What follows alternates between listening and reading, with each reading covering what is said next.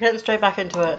It's been a little bit since the last video, about a couple hours. I was thinking about something. The motive this time around is money. And I feel like Celeste would absolutely go for it because she loves gambling, and I feel like this is a huge gamble for her. So I'm still leaning towards Celeste. So throwing Kyoko to the bodies. Hifumi and Taka. For a moment, Kyoko seemed to go rigid. But only for a moment. Well then, let's get started. She crouched down next to Taka and without hesitation began poking and prodding the bodies. The Monokuma file was right. They were killed using similar weapons. Her movements were so smooth, she was so calm. Seeing how comfortable she was actually made me feel a little more comfortable. Walk to me. Makoto, I found something. You did? You remember the... Really? Right now? You remember the wristwatch Taka always wore on his left hand? He did? Are you so oblivious to the people around you? Do you dislike other people that much? No, it's not it. Anyway, so you said he had a watch. Take a look. It's broken. You can see the hands aren't moving, right? It most likely broke when he had his encounter with his assailant. And if you notice, the hands are frozen at just past 6 o'clock. So that would mean the watch was broken sometime just after 6. That's right. But last night, Taka's watch definitely wasn't broken. Hey you, how long were you gonna keep us waiting? Taka's irritated voice pierced the air as he stared pointedly at his wristwatch. It's almost 10 o'clock, you know that? You know that? Bedtime for all the little boys and girls.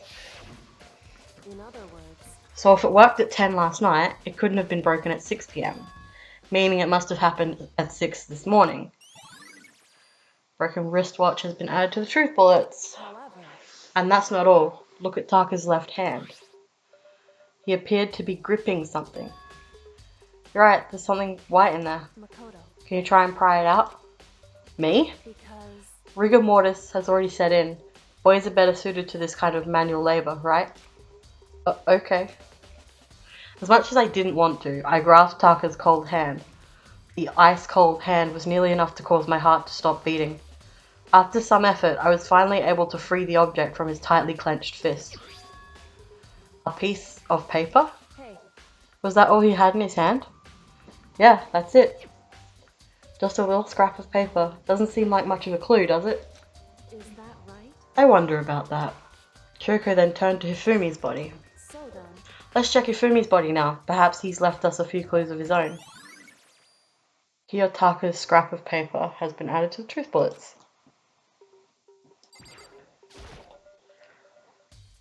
The biggest problem I have right now is how the killer was able to move Hifumi's massive corpse from the nurse's office where he was discovered to here, the repository, all the way from the first floor to the third, and all without anyone noticing it. I just can't see how that's possible. Further, it seems that Hifumi died from a blow to the head, most likely killed using Justice Hammer 3, but when we found his body in the nurse's office, his glasses were covered in blood, but now they're spotless. Does that mean someone wiped his glasses clean? But who would do that and why? I thought looking at it would... So did you find anything? indeed, I did, more than I expected, to be honest. Look at this. A wad of paper? that's right, Hifumi had it hidden on him. Hidden. indeed. He'd stuffed it in his pants, so I can only assume he'd hidden it on purpose, you see. In his pants? Wait, so you... Why is that? It was just his pants, not like his socks or something. I don't know what that means. Hey, Anyway, let's take a look at the paper. Go ahead, Makoto. Open it up. When I think of how it was stuffed down his pants, it's like, it better be important, Hifumi, or I'll never forgive you for this. A note. Oh, it's the note! I found a hole maybe we can use to escape. Monokuma can't find out, so don't tell anyone else for now. Let's meet in the equipment room at 6 a.m. so That sounds very familiar. That's it. It's the same thing Hiro said. And he was telling us the truth. However, Although it's not exactly the same, is it? Last night someone slipped a weird note under my door, and here's what it said. I found a hole maybe we can use to escape. Monokuma can't find out, so don't tell anyone else for now. Let's meet in the rec room at 1 a.m. The time is different. Hiro told us that his note said to meet at 1 a.m. But the note they wrote to Hifumi asked him to meet at 6 a.m. is that right? Hold on, just because Hifumi had the note doesn't mean it was meant for him. Huh? So, Part of it has been torn off, right? I think there's likely some meaning there. There's some meaning to part of it being ripped. Could you maybe explain it a little more? It's probably the piece that Taka had. Think carefully. hey, Why would he have been clutching that scrap of paper so tightly? I have no idea. so then, What if it wasn't just a scrap of paper when he was holding it? What if it was something more important? And how would something important like that become a mere scrap of paper? That's what you need to answer. The note Hifumi had has been added to truth bullets. And while we're at it, I should tell you one other thing. The two victims this time definitely had their e-handbooks on them. So the handbooks have nothing to do with how the murders were carried out. Not that there was any reason to think they were connected to the killings in the first place. So you're saying I don't have to think about the handbooks this time, right? is that right? If you didn't have to think about them at all, I wouldn't have gone out of my way to mention it. All I said was that they weren't used to help carry out the murders. There may come a point, however, where a handbook may play a role. A handbook may play a role. I don't think I understand. But if Kyoko thinks it's important, I better keep it in mind. Okay.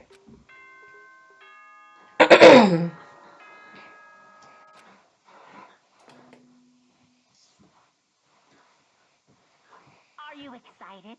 Are you pumped? It's time for the class trial to begin! I don't think we have enough information once again. Like the bright burst of fireworks, like the flash of a soul clashing with life and death. And so, with no further ado, everyone please meet at the usual spot. Make your way to the red door on the first floor of the school. See you soon! It would seem. It's unfortunate, but I suppose this is where our investigation comes to an end. You'll have to figure out the rest for yourself and come to the proper conclusion. Yeah, you're right. Shall we go? Well, we better get going. Oh, okay.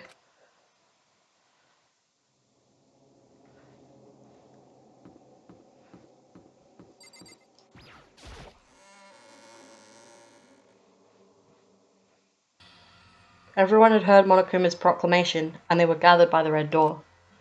And as soon as we were all there... Monokuma appears! Hello, hello, hello. He's multiplied? Wrong. Nope, not multiplication. It just looks that way because of an illusion. I'm moving so fast it only looks like I've multiplied. Can you guys tell which one is the real Monokuma? Can we just get on the elevator already? Boy, tough crowd. You're not playing along. We're not here to play with you. Okay, fine. Hey! Then if everyone's here and ready to go, please board the pain train, elevator. I'll see you guys down there. Let's go. Okay then, shall we? Please! Hold on, I'm not mentally prepared yet. What the heck? You'll never be mentally prepared. You can't run away anymore, Hero. You're gonna pay for your sins. What the heck? I told you already, I didn't do it. For serious. That reminds me. Did you ever find the other costume? Or the note? Well, no, but... How unfortunate. Then it would seem we have our culprit. Hey, This isn't the place to talk about it. Save your accusations for when we get to the courtroom. That's right. She's right. Let's get down there first. Then the story can really begin. Yeah, good idea. That's right. I have to. I have to do it. I can't let whoever killed Hifumi and Taka get away with it. For everyone who's still alive, and for the two that lost their lives.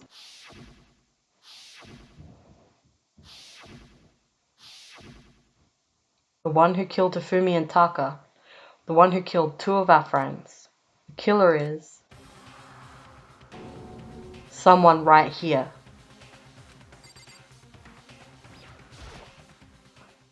I took one last deep breath and exhaled slowly. I began to walk toward the elevator. Once everyone was aboard, the doors closed on their own, and the steel box began to move. The elevator's getting more and more empty. The clunking of the elevator kept us company as we fell further and further down. There was no going back. Until we settled all this, we couldn't go anywhere. I'm not sure how long it was before the elevator finally came to a stop. The elevator doors slid open, opening up onto a cruel fate.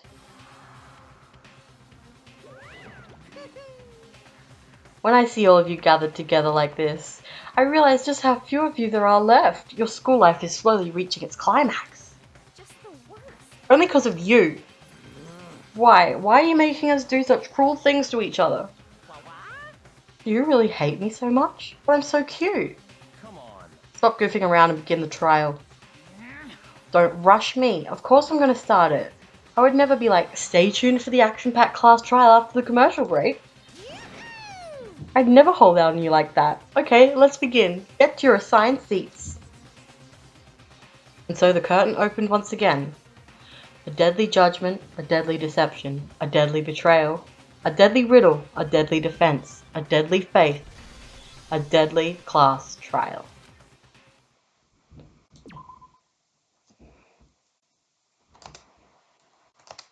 Alright, we actually have some more skills that we can set. Steadies your aim a little, effective during the non-stop oh, interesting, that could be useful. Focus squad recovers more quickly. That's it. Okay, those are 2 very useful things though.